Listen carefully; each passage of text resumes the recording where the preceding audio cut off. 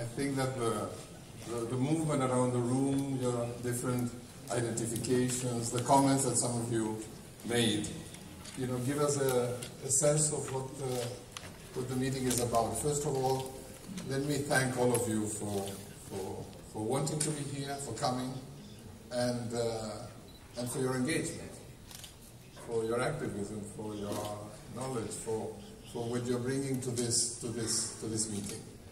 What's the sense of what we're trying to do here? Youth unemployment is at the heart of our preoccupations today, and we have the International Labour Conference that is going to deal with the issue. If you look at the world today, many of you are part of different types of processes, from protest to simply trying to put together an enterprise to solve problems. Lots of activism in the room, lots of knowledge. What we felt in preparing this discussion, we said, look, one of the things that is sort of systematically said by young people is, look, yeah, you talk about our problems, but you don't listen to us. We want to try into getting our ideas into the policy-making process. It's damn difficult. It doesn't happen. So what we said is, look, why don't we just do it?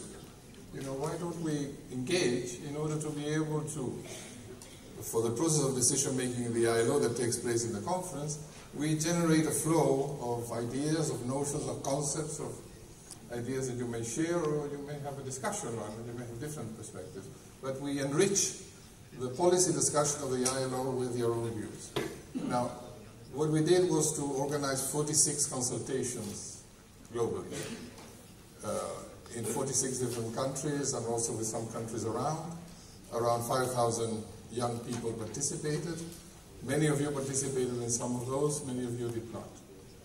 And the whole notion of you coming together here is for you to, it's a sharing, a knowledge-sharing experience to try to put together whatever you believe would be useful for the delegates of governments, of employers, and of workers to have as your opinion when they are discussing these matters. That is the essence of what the meaning of this meeting is. What the essence of it, of course, is, well, but okay, we share, we discuss, we analyze, we think together. Okay, so what happens with it? So let me just maybe take you through what happens with the whole thing. The idea is that we reflect whatever the discussion is, with all its differences. It's not about a consensus document, it's about just reflecting the richness of ideas, but also on the basis of the 46 consultations, which is on the web if you want to look at it. So it's about thinking together. What comes out is something, product, document, that goes to the conference, and there's a small delegation from this meeting that can go to the conference itself and say, look, we've had this forum, and these are some of the conclusions we want to transmit to you, when, in fact, the conference gets going on this issue. Then you may ask, okay, so we go there, there's a discussion, and decisions are going to come. What happens with those decisions that the ILO will take? A lot of things happen. The first thing is that I think it's going to be useful for your own activism, for your own, the things that you will be doing afterwards. I myself have, of course, been an activist all my life, so this is part of the things that we need to do, is to be able to hook our activism on things that are being said somewhere that relate to what we're trying to do. So if what we come out with from the conference is rich enough, it's something that is going to be useful for you in your own activities, whether professional, activist, or others. We use it in terms of being a basis for our relationship with our constituents and with employers, workers, and governments. But there is also another dimension to it. Governments will use it on their own to define policies. But there's also an international dimension. Let me just give you, in the short term, in June, there's a meeting of the G20 countries in Mexico. This will go straight to that meeting. And we've already had a working group on youth employment throughout the whole year under the Mexican presidency. In July, it will go to the Economic and Social Council of the United Nations. And in September, it will go to the General Assembly of the United Nations. So you were discussing here, but the ramification of it all is rather large afterwards.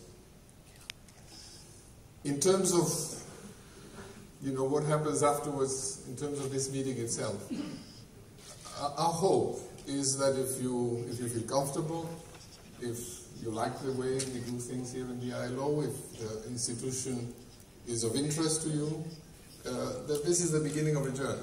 It's not just a 3-day forum or a presentation to the conference. That you may want to continue to be engaged with what we do as we go forward. And the whole notion of these 46 consultations that we did was in fact for it to be the sort of the foundation of a youth network linked to the work of the ILO. And that you are sort of the synthesis of all of that. You're the culmination of that process, but in fact the beginning of another one. The beginning of trying to have some form of organization through you. And of course there were 5,000 persons in this whole process. Through social media and the use that you make of it, this can multiply into millions. So this is also an invitation to maintain the connection, to keep thinking together and to work towards the future together on these things. Let me also talk a little bit now about the ILO. Some mention was made at the beginning explaining what the institution is about. I think that there's a very